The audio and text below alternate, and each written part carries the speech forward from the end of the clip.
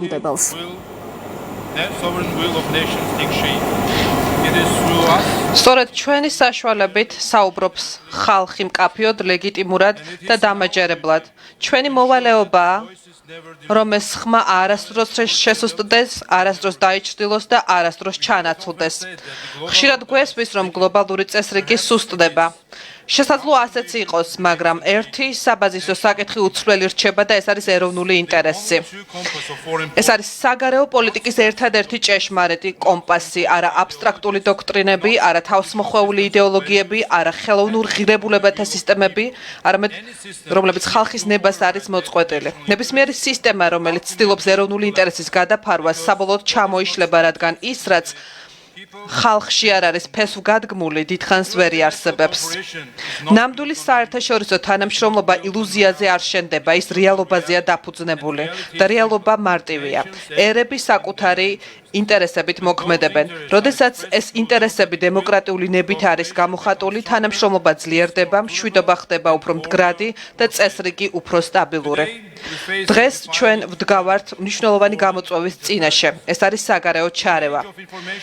ინფორმაციული ომებისა და უხილავი გავლენების ეპოქაში სუვერენიტეტის დაცვა მხოლოდ საზღვრებზე აღარ ხდება, არამედ ჩვენს ინსტიტუტებსა და საზოგადოებებში. ჩვენი პოლიტიკური სისტემების მთლიანობის დაცვა აღარ არის არჩევითი, არამედ ეს აუცილებელია. სწორედ ამიტომ მოქმედებენ ქვეყნები. სწორედ ამიტომ ვხედავთ მთელ მსოფლიოში საკანონმდებლო ჩარჩოების ჩამოყალიბებას. უცხოელი აგენტების რეგისტრაციის აქტი ამერიკის შეერთებულ შტატებში, დემოკრატიის ფარი ევროკავშირში, საგარეო ჩარევის კანონი საფრანგეთში, უცხოური გავლენის რეგისტრაციის სქემა გაერთიანებულ სამეფოში, ან უცხოური გავლენის გამჭვირვალობის კანონი საქართველოში. მიუხედავად განსხვავებული სახელწოდებებისა, სამართლებრივი ფორმა ეძლევა ერთსაერთო პრინციპს. დემოკრატია უნდა ყალიბდებოდეს ხალხის მიერ და არა უცხოური ძალის მიერ. და მაინც არსებობს ორმაგი სტანდარტები. ის, რაც ერთ ქვეყანაში დაცვად მიიჩნევა, სხვაში შეზღუდვად ფასდება. ის, რაც ერთ სისტემაში ქებას იმსახურებს, სხვაში გაკიცხვის საგანი ხდება. ეს შეუსაბამობა ნდობას ძირს უთხრის. თუ თანამშრომლობას სერიოზულად ვუდგებით, წესები ყველასთვის ერთნაირი უნდა იყოს.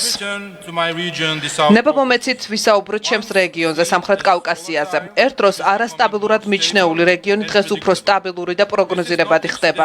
ეს შემთხვევითი არ არის. ეს არის მოქმედი სუვერენიტეტის შედეგი. საქართველოს, სომხეთი და აზერბაიჯანი სულ უფრო მეტად მოქმედებენ საკუთარი ეროვნული ინტერესების შესაბამისად. და როდესაც სუვერენიტეტს პატივს სცემენ, სტაბილურობაც მყარდება. საქართველოს პარლამენტში ჩვენ ეს არჩევანი მკაფიოდ გავაკეთეთ. გავაძლიერეთ გამჭვირვალობა, დავხვეწეთ ჩვენი კანონმდებლობა და ვიმოქმედეთ იმის უზრუნველსაყოფად, რომ პოლიტიკური ძალაუფლება ეკუთვნოდეს ხალხს და არავის სხვას.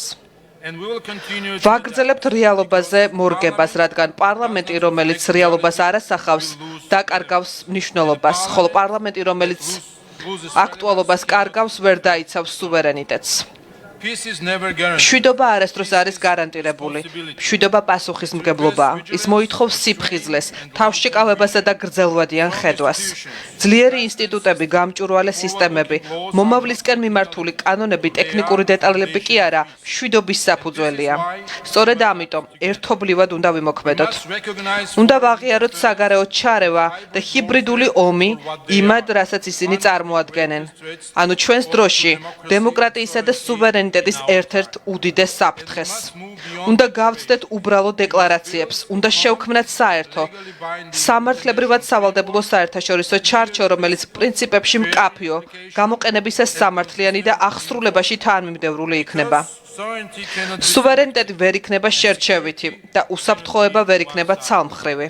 თუ ჩვენ ამას შევძლებთ, არა მხოლოდ დავიცავთ ჩვენ სახელმწიფოებს, არამედ ჩვენ გავაძლიერებთ მშვიდობას, აღვადგენთ ნდობას და უზრუნველყოფთ უფრო სტაბილურ და სამართლიან საერთაშორისო წესრიგს მომავალი თაობებისთვის. მადლობას გიხდით. Სმენდით შალვა პაპუაშვილის პარლამენტის თავმჯდომარე სტამბულში საპარლამენტო